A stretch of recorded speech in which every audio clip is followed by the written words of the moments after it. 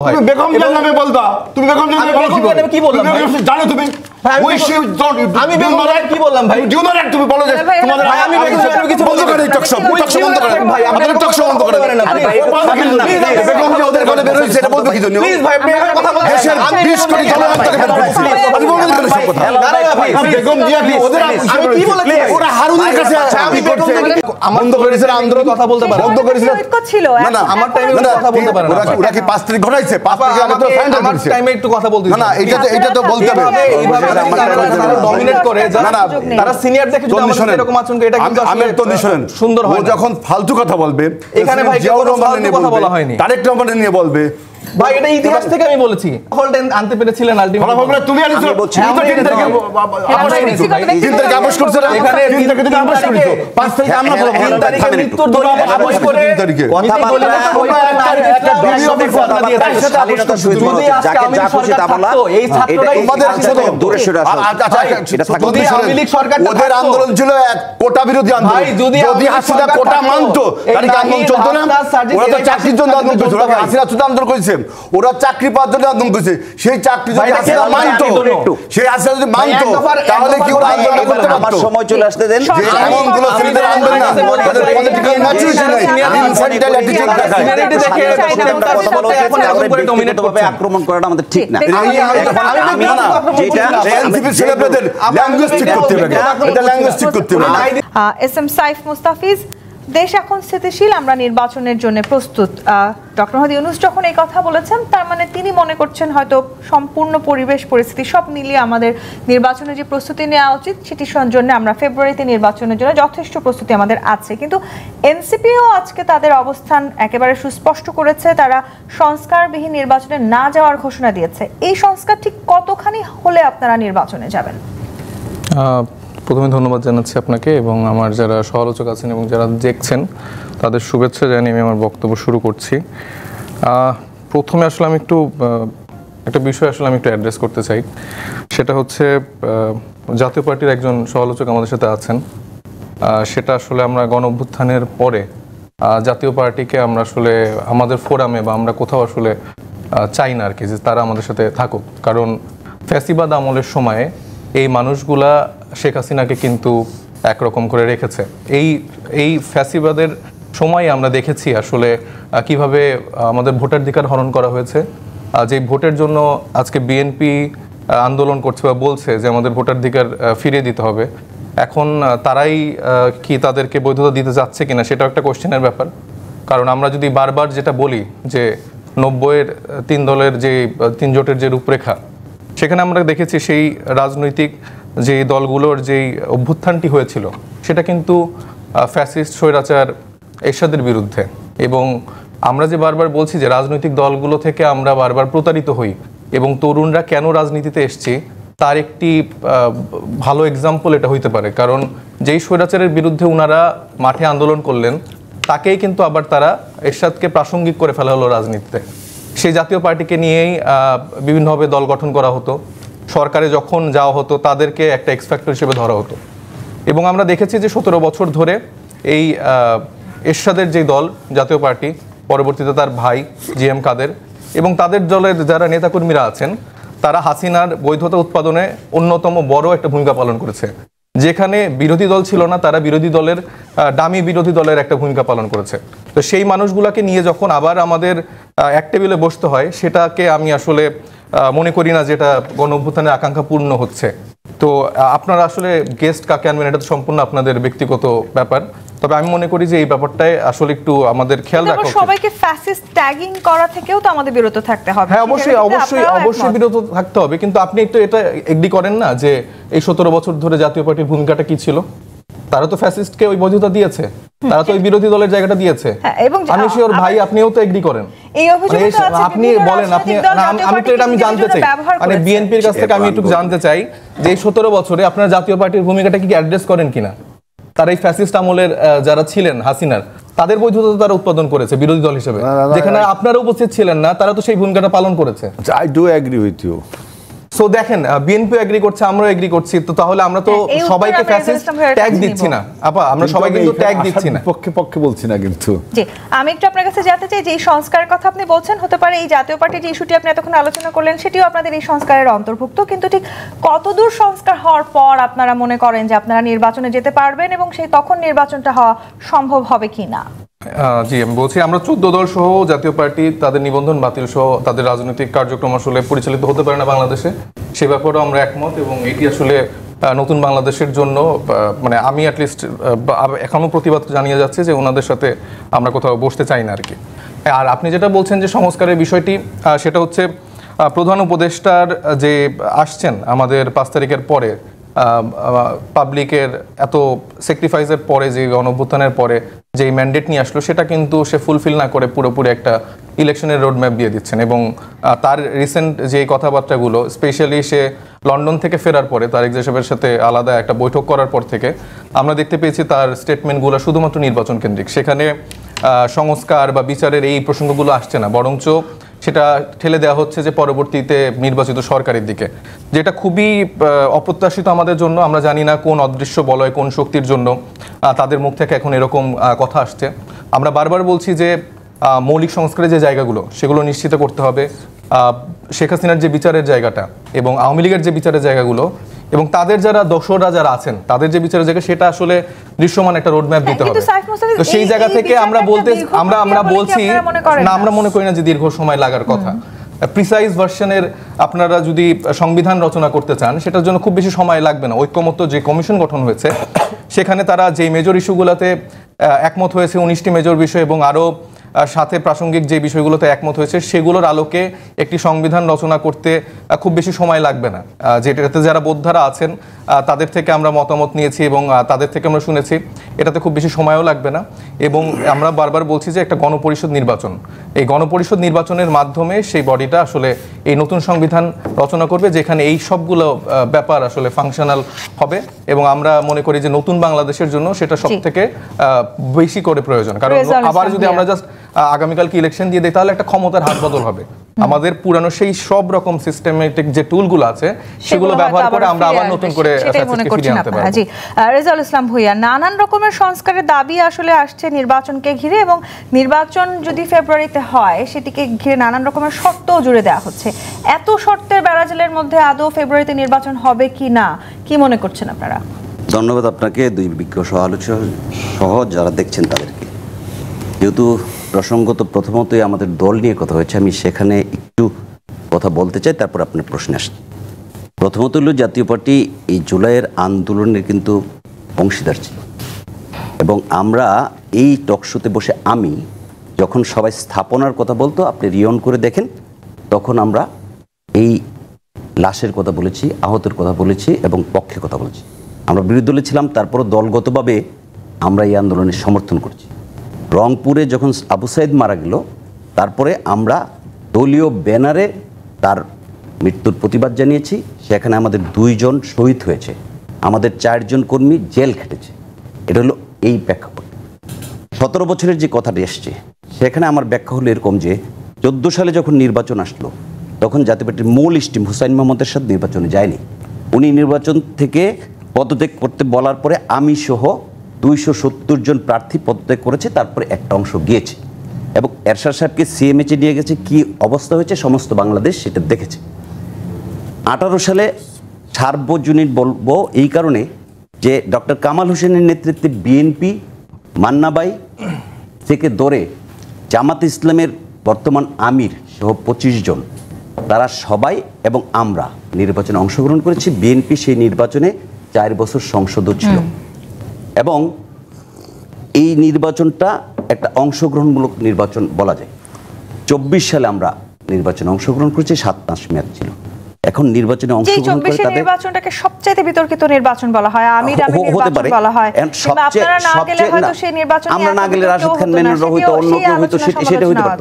এখন ব্যাপারটা হচ্ছে নির্বাচনে যাওয়ার কারণে যদি আমাদের উপর সমস্ত দায়ভার গ্রহণ করতে হয়, তাহলে 18 সাল তো আওয়ামী লীগের আন্ডারে নির্বাচন হয়েছে, সেটা আওয়ামী লীগের বাইরে নির্বাচন হয় নাই। সেই নির্বাচনটা তো 5 বছর আওয়ামী লীগ করছে, ক্ষমতায় ছিল। তাহলে বিএনপি অংশগ্রহণ করে অপর যারা ডক্টর কামালের নেতৃত্বে যুক্ত ফ্রন্ট করে অংশগ্রহণ করলো জামাত ইসলাম সহ, তারা কেন আমার এই দূষরের তকমা পাবে না? জাতীয় পার্টি একা কেন সে তকমা বহন করবে? আমি ধরে নিলাম ওনার বক্তব্য মতে যে আমি 17 বছর টেনেছি, কিন্তু আরেকজন তো 5 বছর টানা সহযোগিতা করেছে এবং তারা ওই সংসদে ভূমিকা রেখেছে সরকারের বিরুদ্ধে, আমরাও ভূমিকা রেখেছি সরকারের বিরুদ্ধে। নির্বাচন করা একটা স্বাধীন দেশের সাংবিধানিক অধিকার, নির্বাচনে না করা এটাও সাংবিধানিক অধিকার। নির্বাচন কমিশন একটি স্বাধীন প্রতিষ্ঠান, সে নির্বাচন যখন আহ্বান করেছে আমি দল হিসেবে অংশগ্রহণ করতে পারি, নাও করতে পারি। এই সেই ক্ষেত্রে নির্বাচন করার জন্য আমাকে যেই তকমা দেওয়া হচ্ছে, আমি মনে করি এটা হলো আমাকে বলতে হবে, যেহেতু আমাকে দিয়ে শুরু করা হয়েছে, আমি মনে করি এটা হলো একটু আমারটা শেষ না, আপনি বলেন। আমি মনে করি যে এটা বাক স্বাধীনতাকে গলা চেপে একপক্ষীয় ইয়া করার একটা আপনি যে বিএনপির কথা বলছেন, আপনি প্রসঙ্গ আনতে পারেন ডাকসু ইলেকশন, তারপরে বিএনপির ইলেকশন। এরা তো সবসময় চেষ্টা করেছে এই মানুষগুলোর বিরুদ্ধে ফাইট করার, তারা মাঠে ঘাটে সেখানে লড়াই করেছে, লড়াই সংগ্রাম করেছে। 24 ইলেকশনে এবং উনারা লড়াই সংগ্রাম করেছেন, কিন্তু আপনারা তো তাদের বৈধতা উৎপাদন করেছেন। আমি এটার সাথে আপনার বক্তব্যের সাথে একমত না। আমরাও এই লড়াই সংগ্রামের ছিলাম, এই আন্দোলনের মধ্যে আমরা ছিলাম, আমাদেরও 2 জন শহীদ হয়েছে এবং সেটাকে হ্যাঁ সংসদের প্রসিডিউর দেখেন, আমরা তাদের পক্ষে কতটুকু বলছি, বিপক্ষে কতটুকু বলছি। সংসদ নির্বাচনে অংশগ্রহণ করলে ইয়ে হবে, এটা ঠিক না। আর এখন একটা কালচার শুরু হয়েছে, এটা হলো যে আপনার বাইরের যে মতামত, আপনার বক্তব্য, আপনার বিপক্ষের যে বক্তব্য, এটা বলার মানে হলো আপনি একটা দোষর একটা ট্যাগ লাগাই দিবেন। যেরকম ভাবে ইয়ে করা হয়েছে মুক্তিযুদ্ধের পক্ষে বিপক্ষে, এরকম একটা ট্যাগ আওয়ামী লীগের সময় ছিল, যে কেউ কথা বললেই পাকিস্তানের দোষর, পাকিস্তানের শাবক, এরকম ছিল। এখনো এরকম একটা স্ট্রাকচার দাঁড়াচ্ছে যে কোনো কারণে যদি কেউ মুক্তিযুদ্ধ অথবা সংবিধানের পক্ষে কথা বলে তাহলে তাকে দোষর বানায় দেয়, যেটা ফজলুর রহমানের বাসার মধ্যে আমরা দেখলাম। আজিজুল বারী হেলাল, লন্ডন থেকে আসবো আপনার কাছে। লন্ডন থেকে ফেরার পর থেকে শুধু নির্বাচন কেন্দ্রিক আলোচনা করছেন প্রধান উপদেষ্টা। এই অভিযোগ কিন্তু দীর্ঘদিনের, এবং এই অভিযোগ শুধু এনসিপি নয়, অভিযোগ জামাত ইসলামীও করেছে। লন্ডনে কি তাহলে বাংলাদেশের নির্বাচনের যে দিনক্ষণ সেগুলো নির্ধারণ হলো? এখন প্রথমে বলো নির্বাচনটা কি বৈধ না অবৈধ? লন্ডনে কি কোনো অবৈধ জিনিস নিয়ে আলোচনা হচ্ছে না? বাংলাদেশের বৈধতা, গণতন্ত্র, আমাদের সার্বভৌমত্ব এবং 24-এর গণ অভ্যুত্থানের চেতনা, 24-এর গণ অভ্যুত্থানের তাৎপর্য, এগুলো তো খুবই গুরুত্বপূর্ণ জিনিস, তাই না? আমরা 8ই আগস্টের সরকার গঠনের পর, তার আগেই আমরা কিন্তু নির্বাচনের কথা বলেছিলাম। আমরা এখনও নির্বাচনের প্রশ্নে আপোষহীন। আমরা একটা দিনও নির্বাচনের ব্যাপারে আমাদের ভয়েস রেস বন্ধ রাখিনি, কারণ আমরা 4বার ক্ষমতায় এসেছি। দীর্ঘ 50 বছরের উপরের একটি রাজনৈতিক দল। আমাদের রাষ্ট্র পরিচালনার অভিজ্ঞতা থেকে আমরা বুঝেছি যে আপনি যদি একটি জনগণের সরকার প্রতিষ্ঠা না করেন, আপনি যদি একটা এরকম একটা ইন্টারিম গভর্নমেন্ট, যে এটা উইক গভর্নমেন্টকে যদি আপনি রেখে দেন, তাহলে 24-এর পরাজিত শক্তি এবং দেশি বিদেশে যারা শকুনের দৃষ্টিতে বাংলাদেশকে দেখছে, তারা যে এখানে আপনার ষড়যন্ত্র করার সুযোগ পেয়ে একটি পুতুল সরকার বসাবে, লাইক লেন্দুব দর্জি, আফগানিস্তানের হামিদ কারজাই বা ইরাকের আব্দুল ঘানি মার্কা সরকার বসিয়ে, অথবা আমরা মিশরের বিপ্লব দেখেছি, মিশরের সেই আরব স্প্রিংয়ের পরে যারা অভ্যুত্থান যে বিপ্লব করলো তারা কিন্তু হারিয়ে গেল।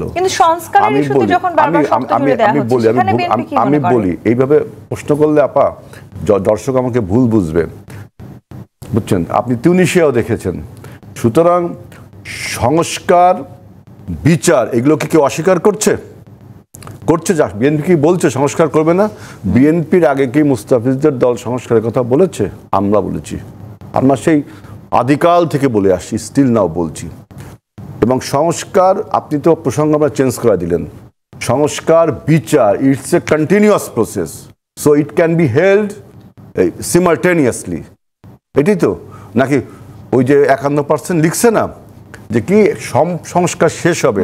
আমি আপনার কাছে বলতে চাই, সব সংস্কার শেষ কি কিয়ামতের আগ পর্যন্ত হবে, বা কিয়ামত হয়ে গেলেই হবে? আপনি লজিক্যালি বলেন। অতএব এইগুলো হলো আপনার এই জরিপ নেওয়ার কথা বলছি না। সুতরাং আপনার এমন একটা ক্লিশে হয়ে গেছে, আমি দেখলাম সংস্কার বিচার ছাড়া নির্বাচন হবে না। এটা শুনতে শুনতে যেমন আমাদের নির্বাচন শুনতে ওনাদের খারাপ লাগে, কিন্তু আমরা কন্টিনিউ জারি রেখেছি, কারণ নির্বাচন হওয়া মানে সংস্কার বন্ধ হওয়া না। পলিটিক্যাল ম্যাচুরিটিতে দেখতে হবে, নির্বাচন হওয়া মানে বিচার বন্ধ হওয়া না, বুঝছেন? বরঞ্চ সংস্কার এবং বিচার যদি নির্বাচনের পরে কন্টিনিউ না থাকে, তাহলে যেই সরকারটি গঠন হবে তার কি দুরবস্থা হবে আপনি বলেন? তার কি দুরবস্থা হবে? সে তার হাসিনার চেয়ে বাজে অবস্থা হবে। আমরা নির্বাচন এবং সংস্কার এবং বিচার করব মিন করি বিধায় কিন্তু আমরা সবার আগে 31 দফা সংস্কার সবার কাছে নিয়েই আমরা দিয়েছি। এবং এই ঐক্যমত কমিশনের সাথে আমাদের বিতর্কগুলো দেখেন আর অন্য অন্য দলের বিতর্কগুলো দেখেন। আমরা যে জিনিসটা করব রাষ্ট্রের প্রয়োজনে দরকার, সেইটা আমরা বারবার এমফাসিস তর্ক বিতর্ক চালিয়ে যাচ্ছি। আমরা দেখেন, আমরা প্রধানমন্ত্রীর মেয়াদ লিমিটেশন করার জন্য পৃথিবীর কোনো দেশে না থাকলেও আমরা দেশ জাতি জনগণের স্বার্থে আমরা এটা করেছি। যুক্ত করে এনসিপি নেতা বলেছেন যে সংস্কার এবং গণহত্যার বিচারের নিশ্চয়তা দিয়ে যদি ডিসেম্বরেও নির্বাচন হয় সেটিতেও আমাদের আপত্তি নেই। নিশ্চয়তা দেবে মানে কি? নিশ্চয়তা সবাই দিচ্ছে।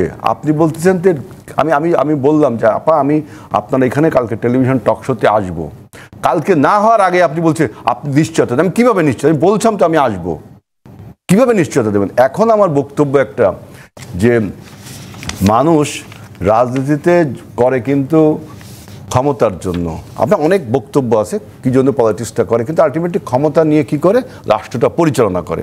এই ক্ষমতা নিয়ে নিজের ক্ষমতা নিয়ে রাষ্ট্র পরিচালনা করার জন্য, নিজের হিরোইজম দেখানোর জন্য ক্ষমতাটা না, এটা রাষ্ট্র পরিচালনা করার জন্য। সুতরাং আমার প্রশ্ন, আপনি ওইভাবে বললে হবে না, বিক্ষিপ্তভাবে কথা বললে হবে না। আমার প্রশ্ন, যারা আজকে এই সংস্কার বিচার এইগুলো বলে নির্বাচনের মুখোমুখি দাঁড় করতে চাচ্ছেন, তাদের কাছে প্রশ্ন, আপনাদের যদি আমরা ওই সবাই মিলে একটা ইলেকশন করি, যেটা আপনারা তলে তলে করছেন, যে বিএনপি, এনসিপি, জামাত, আরও যে সমস্ত গভ্যুত্থানের শক্তি আছে, আমরা সবাই যদি সিট ভাগাভাগি করে নির্বাচনটা করি, তাহলে কি নির্বাচন হবে? তাহলে কি আপনি বলবেন যে সংস্কার দরকার আছে, বিচার দরকার আছে?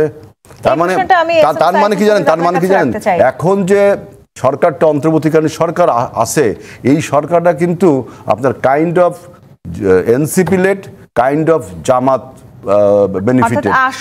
বেনিফিটেড, বুঝছেন? জামাত এবং এনসিপি না, আপনি তো মূল কথা থেকে সরে গেলে তো মানুষ ভুল বলবেন। জামাত এবং এনসিপি তাদের এই ক্ষমতাটা নির্বাচন থেকে এই ক্ষমতা থাকবে না তাদের, এই জন্য তারা এই ক্ষমতাটাকে পারপেচুয়ালি রাখতে চায়। এই জন্য আমি বলছি আসবো এসএম সাইফ মুস্তাফিজ, আসন ভাগাভাগি নিশ্চয়তা পেলে আপনাদের এই বিচার এবং সংস্কারের যে শর্ত সেটি শেষ হবে। নির্বাচন এবং সংস্কারকে এক ধরনের শর্তের বেড়াজালে আটকে দিচ্ছেন এবং সেই জায়গাটিতে আপনার মুখোমুখি দাঁড় করানোর চেষ্টা করছেন, এমন অভিযোগ করছে বারবার বিএনপি। আবার আসন ভাগাভাগির যদি এক ধরনের নিশ্চয়তা এনসিপি কিংবা জামায়াত ইসলামী পেয়ে যায়, তাহলে আসলে সব শর্ত থেকে আপনারা বেরিয়ে আসবেন, এই অভিযোগটা কতখানি সত্যি? না, দেখেন, আমরা যে বললাম যে আমরা আসলে রাজনীতিতে কেন এসেছি, কারণ আমাদের পূর্বের এক্সপিরিয়েন্সগুলো বা আমরা যদি ইতিহাস ঘাঁটি, সেখানে আমরা খুব একটা ভালো এক্সাম্পল দেখিনি। ওই যে 90-এর একটা এক্সাম্পল দিলাম, এত বছর যারা মানে ফ্যাসিবাদের চর্চা করলো, সেই মানুষগুলোকে আবার বৈধতা উৎপাদন করে দিল বিএনপি, আওয়ামী লীগ এবং জামাত। তো সেই মানুষগুলো আবার এখন প্রাসঙ্গিক হচ্ছে। তো এই জন্য ধরেন তাদের উপর আমরা ভরসা করতে পারি না আসলে, যে একটা রাজনৈতিক দল, যেটা বিএনপি নিজেদেরকে সবচেয়ে বড় রাজনৈতিক দল হিসেবে দাবি করছে, কর্মীর দিক দিয়ে হয়তো বা সবচেয়ে বড়, কিন্তু আলটিমেটলি ভোটারের জায়গাটা আসলে কতটুকু, সেটা তো আপনি একটা প্রেক্ষাপট বললেন যে 51%-এর উপরে মানুষ চায় যে আসলে সংস্কার হওয়া উচিত আগেই, এবং 17% মনে করেন যে মেজর সংস্কারগুলো হয়ে যাওয়া উচিত। তার মানে একটা বড় অংশই চাচ্ছে যে সংস্কারগুলো চাক। আমরা তো সেটাই বলছি, আমরা বলছি যে আমরা এই পাবলিকের যে জন আকাঙ্ক্ষা সেটা চাই। এখন আপনি আমাকে বললেন যে আপনাদের 100টা সিট দিয়ে দিব, এটাতে আমরা সরে আসবো না, কারণ আমরা এই সিটের রাজনীতির জন্য আসলে আসিনি। আমরা একটা ফেয়ার ইলেকশনের মাধ্যমে আমরা যদি 3টা সিটও পাই, ওইটাই আমাদের জন্য অনেক বড়। কিন্তু যখন নির্বাচন নিয়ে আলোচনা হচ্ছে, এনসিপি এবং জামায়াতের কথার সুর মিলে যাচ্ছে, সেটিকেও আসলে ষড়যন্ত্র হিসেবে দেখার চেষ্টা করছে বিএনপি তো এখন তাদের স্ট্র্যাটেজিক্যাল জায়গা থেকে সেরকমই বলার চেষ্টা করবে। জামাতের সাথে আমাদেরকে অ্যালাইন করতে পারলে, ধরেন 71-এর প্রসঙ্গে এরকম করে তো অনেক ট্যাগ দেওয়া যায়। আমরা তো বারবার বলছি যে আমাদের 71 প্রসঙ্গটা খুবই ক্লিয়ার, 71কে আমরা ওন করি, তো এখানে কোনো কোশ্চেনের জায়গা নেই। এবং কিছু জায়গা যদি মতামতের মিল হয়ে যায়, তার মানে তো জামাতের সাথে আমরা অ্যালাইন্ড, এই ব্যাপারটাও আসলে ভুল। তো আমরা আমাদের নিজেদের রাজনীতি করছি, আমরা আসলে ডোর টু ডোর যাওয়ার চেষ্টা করছি, মানুষের চাওয়াটা কি সেটা জানতে চাচ্ছি। এবং আমরা আসলে আশাবাদী যে কোনো ফরম্যাটেই যখন ইলেকশন হবে না কেন মানুষ আসলে একটা বড় সাপোর্ট দিবে। এবং 90তেও যেরকম একটা অঘটন ঘটেছিল, মানে তখনকার যারা জিতেছিল তারা যেরকম ভেবেছিল যে তারা আসলে জিতবে না, তো উল্টা হয়েছিল আর কি। তো আমার মনে হয় যে এবারও এরকম একটা ঘটনা ঘটার সম্ভাবনা আছে। আপনাদের নেতা সার্জিস আলম তিনি ফেসবুকে পোস্ট করেছেন, জুলাই সনদের মাধ্যমে মৌলিক সংস্কার বাস্তবায়নে যারাই বাধা হয়ে দাঁড়াবে তাদের মুখোশ জনগণের সামনে উন্মোচন করা হবে। উপদেষ্টা হোক আর রাজনীতিবিদ, কাউকেই ছাড় দেয়া হবে না। হ্যাঁ, ডেফিনেটলি। ভাই বললো যে সরকারটাই নাকি আসলে আমাদের সরকার। এটা তো অবশ্যই আমাদের সরকার, ইনক্লুডিং ভাইয়েরও সরকার। এখানে তো আমাদের সকলের মতামতের ভিত্তিতেই এই গভর্নমেন্টটা ফর্ম হয়েছে। তো এখন হঠাৎ করে মানে দোষ দেওয়ার টাইমে আমাদের সরকার হয়ে যায়, আবার অন্য কোনো প্রসঙ্গে তখন আবার আলাদা করে প্রশংসা শুনতে পাই আমি। তো এটা আসলে একটু কেমন টু ডাবল ফেস টাইপের কথা হয়ে যায় আর কি। কারণ আমরা দেখতে পাই যে মির্জা ফখরুল ইসলাম আলমগীরের বাসায় অনেক বড় বড় উপদেষ্টাদের চায়ের আড্ডা দেখতে পারি। তো তাইলে তো আমরাও বলতে পারি যে এটা তাদের ব্যক্তিগত ফ্রেন্ডের সম্পর্ক থাকতে পারে। আজিজুল বারী হেলাল যে এইটি কিয়ামতের আগ পর্যন্ত আসলে অপেক্ষা করতে হবে। না, আমি তো বললামই যে এটা খুব দ্রুততম সময়ে এগিয়ে মানে করে ফেলা যাবে। ইভেন এটা ডিসেম্বরের মধ্যেও কমপ্লিট করা সম্ভব। এই বিষয়ে যারা এক্সপার্টিস যারা আছেন তারা যদি এটা চায় এটা খুব দ্রুত সময়ে করে ফেলা সম্ভব। এটার জন্য অনন্তকাল অপেক্ষা করার আসলে আমার মনে হয় যে প্রয়োজন আছে। আর আরেকটা প্রসঙ্গ, পুলিশের সংস্কার কি কিয়ামতের আগে শেষ হবে? বা অ্যাডমিনিস্ট্রেশনের সংস্কার, ভাই, স্বাস্থ্য সংস্কার, শিক্ষা সংস্কার, কৃষি সংস্কার, পুলিশের সংস্কার, এগুলো তো সংবিধানের সাথে প্রশাসনের যে সংস্কার আমরা খোঁজার চেষ্টা করছি। শুধু প্রশাসন? আমরা ভাই নতুন সংবিধানের কথা বলছি, এবং পুলিশ সংস্কার বলেন, নির্বাচন কমিশন সংস্কার বলেন, এগুলা আমরা তো এই যে বলছি গণপরিষদ নির্বাচনের মাধ্যমে নতুন সংবিধান রচনা করা হবে। জি, আজিজুল বারী হেলাল, আমি আরেকটা কথা একটু বলতে চাই যে ভাই অনেকগুলা প্রসঙ্গ উল্লেখ করলেন যে আমরা ভিন্ন মত আসলে নাকি ট্যাগ দিই। এটা তো একদম খুবই রং কথা। এবং তাদের যে কথা তিনি বললেন, মানে একদম খুব সহজ সরল নিরীহভাবে তারা এতদিন রাজনীতি করে সেরকম একটা কথা বললেন, হুইচ ইজ অ্যাবসলিউটলি রং। আপনি খুব বেশি দূরের কথা নয়, জিএম কাদেরের কথাটাই আপনাদের মনে থাকার কথা যে ইন্ডিয়া থেকে একটা বৈঠক করে আসলো, বাংলাদেশে এসে জানালো না আসলে মিটিংয়ের কি ন্যারেটিভ বা কি কথা হয়েছে, বলেছে যে মোদি যখন চাইবে তখন জানানো হবে। তো এটা থেকে তো আপনারা বুঝতে পারেন যে তারা আসলে ভারতের দালালি করেছে, তারা আসলে আওয়ামী লীগের দালালি করেছে, এবং আওয়ামী লীগকে প্রতিষ্ঠা করতে সব রকমের সহায়তা তারা করে এসছে। এবং তাদের ব্যাপারে আমি আর কোনো কথা বলতে চাই না, কারণ জাতীয় পার্টি এখন একটা অপ্রাসঙ্গিক আসলে একটা বিষয়, তাদেরকে নিয়ে আসলে এখন কথা বলে কোনো মানায় না। বরঞ্চ আমাদের ন্যাশনাল ইস্যুতে যে ক্রাইসিসগুলো যাচ্ছে, এগুলা যারা ফ্যাসিবাদী কে মানে তাড়িয়েছে সেই শক্তিগুলোকে নিয়ে আমাদের সামনে আসার সময়। আজিজুল বারী হেলাল, সার্জিস আলম আজকে তার ফেসবুক স্ট্যাটাসে আরো লিখেছেন, সাধু সাবধান, কে কি করছেন কিংবা করতে চাচ্ছেন কোনো কিছুই গোপন থাকবে না। শেখ হাসিনা তো জান নিয়ে পালাইতে পারছে, আপনারা সেটাও পারবেন না। জনগণ এত ভালো না, কঙ্কালতন্ত্রের পশ্চাৎ অংশের মধ্যবর্তী মাংসল ক্ষেত্র দিয়ে সকল ক্ষমতা ভরে দেয়া হবে। কি বলতে চান? এনসিপি কে তাদের ল্যাঙ্গুয়েজ ঠিক করতে হবে। এরা তো মানে একটা, আমি দেখলাম একটা হুইমের মধ্যে আছে, একটা হুইমের মধ্যে আছে, বুঝছেন? এই যে নতুন নতুন আইডিয়া তারা জেনারেট করে, কি জন্য জানেন? আনইলেক্টেড হয়ে তো ক্ষমতা ব্যবহার করা যাচ্ছে, ক্ষমতার সব স্বাদ পাচ্ছে না, জামাতও পাচ্ছে। এখন যদি নির্বাচনটা হয় তাহলে এই স্বাদ কি হবে? বিস্বাদে পরিণত হবে, অথবা তারা তো এই স্বাদটা আর পাবে না। সেজন্য আনইলেক্টেড হয়ে দীর্ঘদিন থাকার জন্য বিভিন্ন রকম ন্যারেটিভ তুলছে। আবার দেখবেন তলে তলে, আমি প্রথমে একবার বলেছি, ওই যে উবায়দুল কাদেরের ভাষায়, উবায়দুল কাদের মনে হয় বলছিল, তো এরা আবার কিন্তু ওই যে সিট ভাগাভাগির যে কথাটা বলছে। আপনি আজকে আমি বললাম তো জামাতেরকে বলেন যে তোমরা আমাকে, আমরা একসাথে ইলেকশন করব, বা অভ্যুত্থানের সব শক্তিকে বলেন যে আমরা সবাই হাসিনার মতো আর আমি আর ডামি নির্বাচন করবো, দেখবেন সবাই এক বাক্যে নির্বাচন আসবে। কোথায় সংস্কার? কোথায়? আমার বিএনপিও তো দীর্ঘদিনের মিত্র ছিল, এটার সাথে ওটার কি মিল হলো? তাহলে এখন যদি পলিটিক্স, আমি সেটা বলছি না যে এখন যেহেতু 24-এর গণ অভ্যুত্থানের পরে একটা অন্তর্বর্তীকালীন সরকারের ফার্স্ট ডিউটি হলো to hold a free and fair election, এবং ক্ষমতাটা হস্তান্তর করা।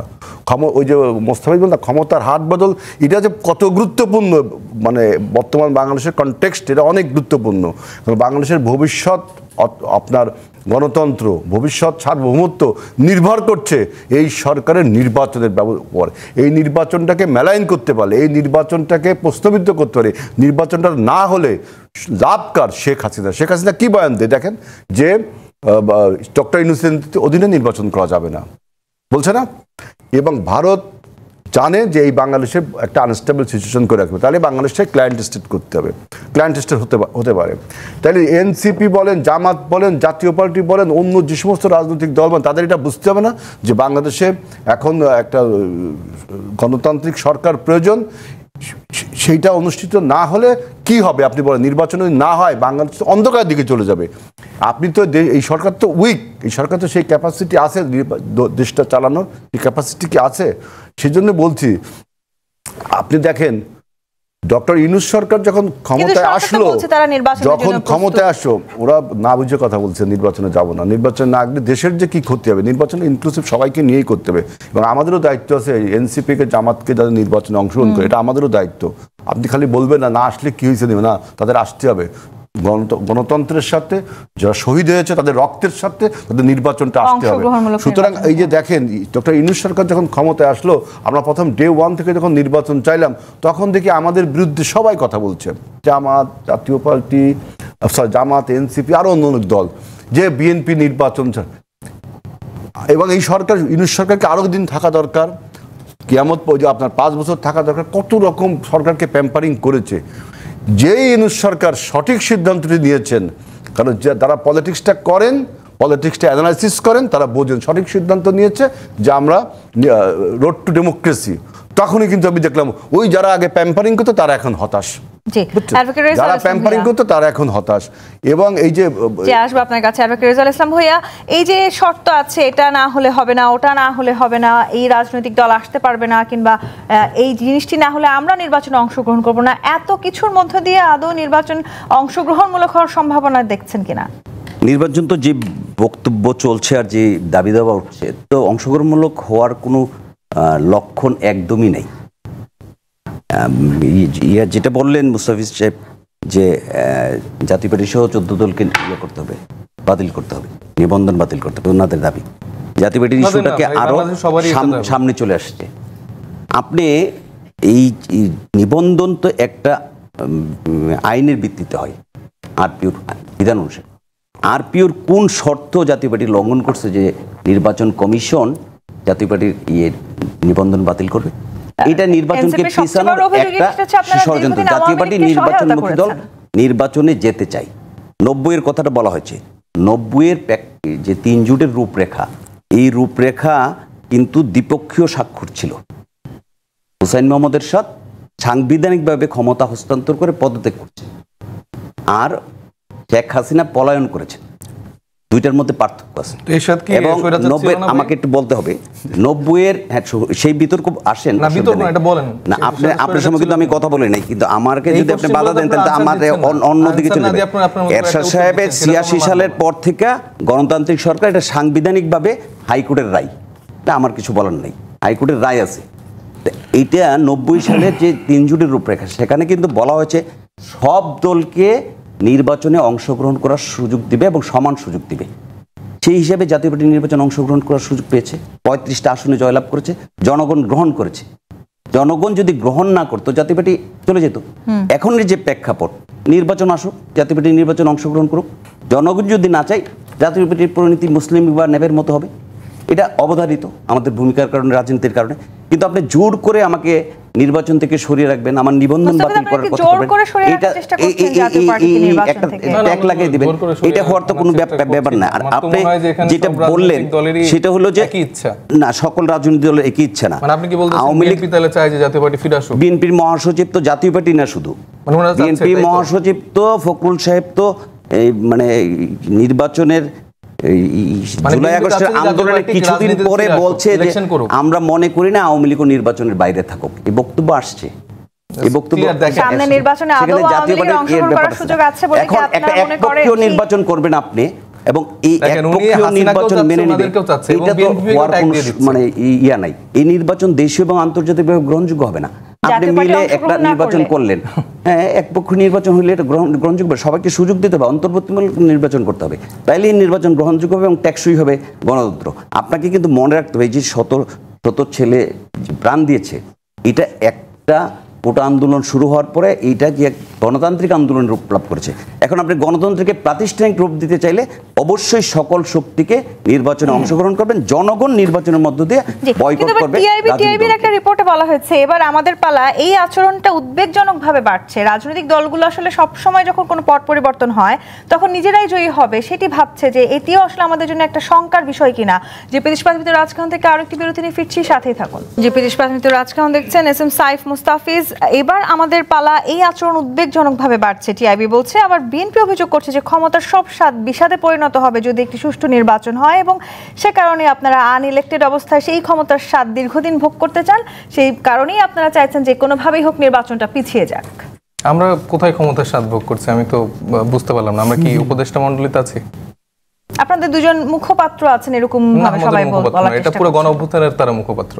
এখন যদি আপনারা তাদেরকে অন্যায় করতে চান সেটা নাই করতে পারেন, কারণ আজকে আমরা দেখেছি যে রুমিন ফারহানা আপা উনি হচ্ছে আমাদেরকে বললো যে কি ফকিন্নির বাচ্চা, এটা বলে সে ফেসবুকে স্ট্যাটাস দিয়েছেন।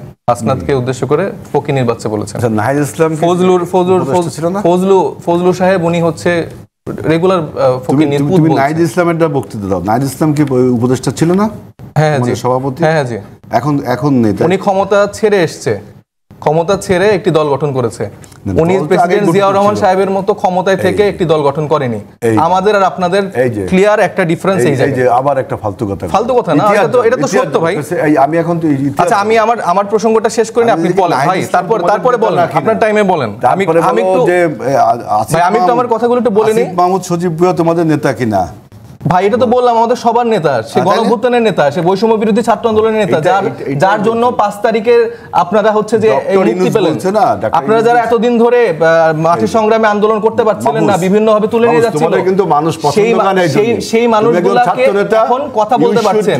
You should mind your language. হ্যাঁ ভাই, আমি তো আমার কথা বলছি, আপনি আমার কথার মাঝখানে কথা বলতে তো ভাই সমস্যা। আমি দর্শকের উদ্দেশ্যে বলছি, তুমিও ছাত্রনেতা আমিও ছাত্রনেতা, আমরা দীর্ঘদিন এই টক শো করি।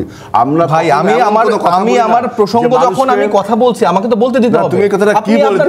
5 তারিখ না হলে আমরা আসতাম না। তাহলে আমি যদি বলি আপনারা বেগম খালেদা জিয়াকে মুক্ত করতে পেরেছেন, আমার কথা শুনে এটা কি বলেন? আপনারা যে এত বছর 17 বছর ধরে যে আপনারা আন্দোলন করলেন, কথা হলো কি 3 তারিখে ওরা বেগম খালেদা জিয়াকে মুক্ত করতে পেরেছেন? আপনারা কি তারেক জিয়া সাহেবকে এনেছেন? তুমি অবশ্যই বাংলাদেশ সাধারণ জনগণ ছাত্র নেতা, আপনি এইরকম টক শো করলে কিন্তু হবে না। আপনি দেখেন 3 তারিখে এই ছেলেগুলো, ভাই একটু কথা বলতে শুনতে হবে প্লিজ। এই 3 তারিখে এই ছেলেগুলো আমার বন্ধ করেছিল আন্দোলন, কথা বলতে পারে, বন্ধ করেছিল ছিল। না আমার টাইমে কথা বলতে পারে না। ওরা কি 5 তারিখ ঘটাইছে? 5 তারিখে আমরা তো ফাইনাল আমার করেছি। টাইমে একটু কথা বলতে না এটা তো বলতে হবে। এইভাবে ডমিনেট করে তারা সিনিয়র দেখে যদি আমাদের এরকম আচরণ করে, এটা কিন্তু আসলে সুন্দর হয় না। যখন ফালতু কথা বলবে এখানে ভাই কোনো ফালতু কথা বলা হয়নি, তারেক রহমানের নিয়ে বলবে। ভাই এটা ইতিহাস থেকে আমি বলেছি। তুমি তোমার 3 তারিখে কম্পিউটারকে অ্যালায়েন্স করো, ক্ষমতায় ছিল না কিন্তু হারুদের কাছে জিয়াউর রহমান সাহেব, তোমরা 3 তারিখে কি করছো? আপনার তন্নিয়া এটা কোরআন চলতে পারে না। ওরা 3 তারিখে হারুদের কাছে, ওই ডিবি হারুদের কাছে স্ট্যান্ডার্ড হচ্ছে না, আপনারা কেন আন্দোলন বন্ধ করেছেন? নিতে পারেন, ওরা আন্দোলনের ক্রেডিট নিতে পারে, তুমি নিতে পারো না কেন? আমাদের ডিবি হারুনের ওখানে একজন বলেছে ঠিক আছে, বাইরে আমাদের নেতারা আন্দোলন চালিয়েছে, সরকার রিফাত রশিদ ওনারা এমন কোন কথা বলতো এটাতে এক্সপন্স করতে হবে। এমন কোন কথা বলা যাবে না যেটা আপনার জনগণের কাছে ভুল। ও বলছে যে আমাদের ওদের কারণে নাকি আমরা, আরে ভাই তোমাদের আমাদের কারণে বাংলাদেশে ঘুরতেছো, তাহলে তোমাদের আওয়ামী লীগ মেরে ভাই আমি সবই বলছি কোন আমাদের কারণে তোমরা এখনো বাংলাদেশে ঘুরছো। তুমি কেমনে বলো 3 তারিখে তোমরা হারুদের কাছে আপোষ করো? আপনাদের কি আমরা তোমাদের সাপোর্ট করি, পাওয়ারের জায়গাটা কিভাবে ফিল করেন আপনারা? তো আমরা সাপোর্ট, আমাদের পাওয়ারটা হচ্ছে জনগণ, তোমাদের তোমাদের পার্টির জনগণকে সম্মান করেন ভাই। মুস্তাফা ভাই দুইজন মিলে আমার সবাই আছে, আমি তো বলতে চাই আমার মনে হয় যে আমরা শালীন হওয়া দরকার। এই কথাটাকে এইসব কথা কি বলবে? আমরা 17 বছর আন্দোলন সংগ্রাম করে মামলাকে কনভিকশন করেছি, বলে ওদের জন্য আমরা বলছি। এইসব কথা বলে কি? আপনারা কি ফলাফলটা আনতে পেরেছিলেন? ফলাফলটা তুমি আনিছো, তুমি তো 3 তারিখে আপোষ করেছো, 3 তারিখে আপোষ করছো না, এখানে 3 তারিখে তুমি আপোষ করেছো, 5 তারিখে আমরা মৃত্যুর দলিল আবশ করে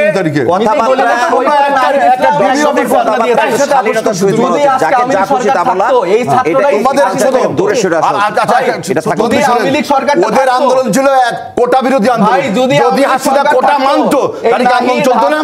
ওরা তো চাকরির জন্য আন্দোলন করেছে, ওরা হাসিনা শুধু আন্দোলন করেছে, ওরা চাকরি পাওয়ার জন্য আন্দোলন করেছে। সেই চাকরি যদি হাসিনা মানতো, সেই হাসিনা যদি মানতো তাহলে কি ওরা আন্দোলন করতে পারতো? আমার সময় চলে আসছে। আমি আপনাদের বললাম, ডিবিসি উদ্দেশ্যে বললাম যে এমন কোন ছেলেদের আন্দোলন না তাদের পলিটিক্যাল ম্যাচুরিটি নাই, ইনফ্যান্টাইল অ্যাটিটিউড দেখায়।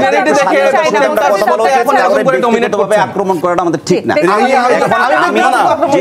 এনসিপি ছেলেদের ল্যাঙ্গুয়েজ ঠিক করতে হবে, এটা ল্যাঙ্গুয়েজ ঠিক করতে হবে। নাহিদ ইসলামের কথা বলছেন, আমি আমার দলের ব্যাপারে কথা আছে, আমার চেয়ারম্যানের ব্যাপারে কথা আছে, at least আমাকে শেষ করতে দেন। আপনাকে চেয়ারম্যানের ব্যাপারে আপনি যদি কোনো ভুল ইনফরমেশন দেন সেটা আপনার পার্ট আপনি খণ্ডান, আমাকে তো at least কথা তো বলতে দিন। এই যে আমি বললাম এখন এনসিপিদের সাথে টকশো হবে, এনসিপিদের নিয়ে আসবেন আমাদেরকে। ভাই আমাকে কথা তো না বলতে দিন, কি হবে? আপনারা এইভাবে ডোমেন ওরা এখন প্ল্যান দিচ্ছে কি জানেন? ওরা এখন প্ল্যান দিচ্ছে বিএনপি নেতাদেরকে বিভিন্ন ভাবে শাস্তির আওতা আনবে। দেখ আমি অনেক কথা বলতে যাচ্ছি না, ওরা এক একজনের বিরুদ্ধে কথাবার্তা বলবে, আমি চুপচাপ বলে থাকবো। চাইলে কি এটা সম্ভব? বিএনপির সিনিয়র নেতাদেরকে ওরা তো কথাবার্তা বলার মধ্যে চ বর্ষা দিয়ে কথা বলে। আপনাদের ঢাকা বিশ্ববিদ্যালয় আপনার মিছিল হয়েছে কি ছাত্র দলের অমুক করি, এই হলো এনসিপির ভাষা। এনসিপি কোথায় বল আপনি দেখাতে পারবেন? আমি একটু কথা এমন কোনো কথা বলা যাবে না, শান্ত করতে চাই, এইভাবে চলতে পারে, এইভাবে চলতে আমি পারে। দেশের ফ্যাক্ট বলছি। ওরা 3 তারিখে একটা ডিবি অফিসারের কাছে আত্মসমর্পণ করেছে। ওরা একটা ডিবি অফিসারের কাছে আত্মসমর্পণ করেছে।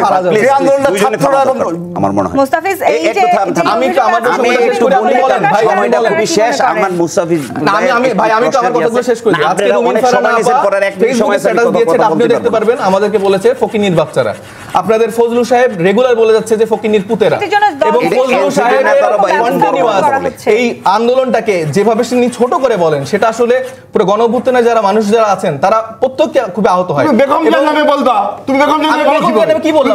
জানো তুমি আমি বেগম জিয়ার কি বললাম ভাই? ডু নট অ্যাক্ট, তুমি বলো যে তোমাদের ভাই আমি বেগম জিয়ার কিছু বন্ধ করে টকশো বন্ধ করে ভাই, আপনারা টকশো বন্ধ করে না বেগম জিয়া ওদের ঘরে বের হইছে, এটা বলবে কি জন্য? প্লিজ ভাই আপনি আমার কথা বলছেন। দেশের 20 কোটি জনগণকে বের করেছে, আপনি বলবেন কেন সব কথা? না ভাই বেগম জিয়া কি ওদের আমি কি বলেছি? ওরা হারুনের কাছে আমি বেগম